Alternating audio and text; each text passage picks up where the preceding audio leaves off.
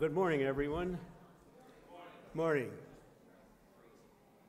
A few folks walking in. Let me greet you and welcome you all here this morning. My name is John Pepper, and I'm an honorary co-chair of the Freedom Center. I've been involved in it for many years. I hope all of you who've been with us for the last 2 days would agree with my feeling that this has been a moving, inspiring, productive, and fruitful conference.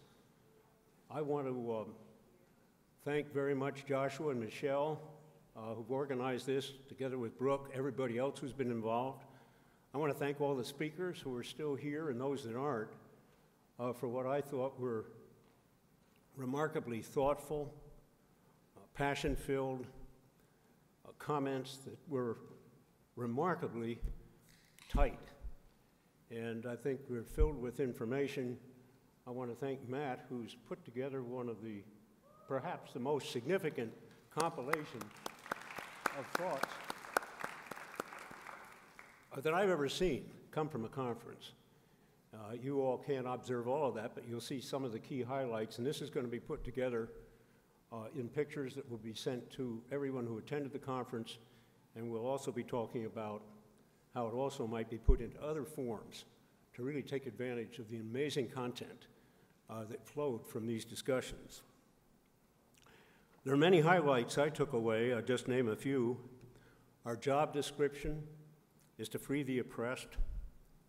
Our challenge is to form a community based in faith on people who will help all who are exploited.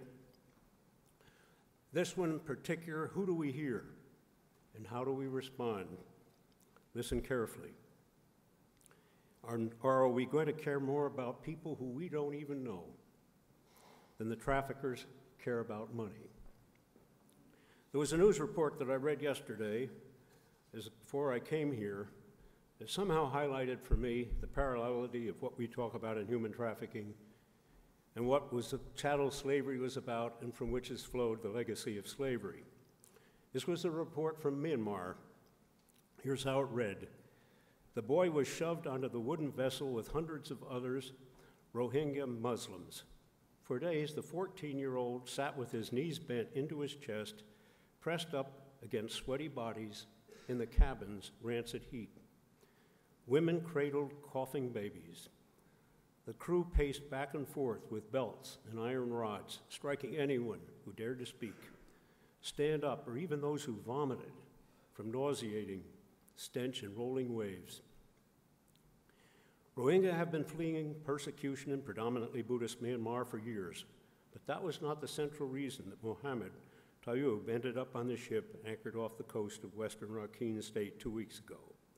He said he was simply tricked by brokers, now capitalizing on poverty and a growing sense of desperation. Here was an example, obviously, of the deprivation of freedom to an individual who deserves freedom just as much as I or my wife, my 4 children, 4 children-in-law, and my 8 grandchildren do. People have often asked me, what does freedom mean to me? And it's very simple. It means a person's ability to take advantage of his God or her God-given abilities without constraint, and indeed with the support that every person deserves in education and health. My commitment to freedom, as I've pondered it, grows from faith. From Jesus' command to love each other as ourselves, to love each other as Jesus loves us, to the opportunity that Reverend Paula Jackson, who's the pastor of my church, presented in her homily last Sunday, and I quote her, to work at building a community following Jesus that struggles through our differences, that make sacrifices for a common purpose. It gives us a chance to be changed by grace. And here's the Spirit's challenge to change the world. My commitment is driven by the words of the Declaration of Independence. All men are created equal, endowed by their Creator with endowed rights, among which are life, liberty, and the pursuit of happiness. And that these are not just a bunch of nice-sounding words that we mouth and feel we've actually done something by just uttering them, but that they are a mandate for action that has everything to do with children who are deprived in this city, and many are, and people who were enslaved around the world. My commitment was reinforced last month by my visit to South Africa, where I had the privilege to follow in the track of Nelson Mandela's life, gaining renewed appreciation in that the fight for freedom has always been long and hard and a terribly big struggle, and that ultimately it is about love and putting our love into action to help other people. On that same trip, I had the privilege to visit Romania and Bucharest, and I was inspired there by my experience in contact with Monica Bozov, who was here with us at this conference, and her girls in her house. And I'll never forget Joanna, one of those girls, who later told Monica that the first time she ever heard the word love was when Monica expressed it to her. And then until she knew Monica, she never really knew that she had value. She had only heard that she had a price. And I reflected on that even 18 months earlier, where thanks to Crossroads, I'd been in Mumbai. And there I was with girls who had been rescued, sitting on the floor with them as they talked about the future. And I knew that they could have been my granddaughter. And I've known inspired by being here in Cincinnati and seeing what people have gone through, which I wonder if I could have managed, only to move on. It's become increasingly impossible for me to distinguish between the issue of what we sometimes call civil rights here and human rights.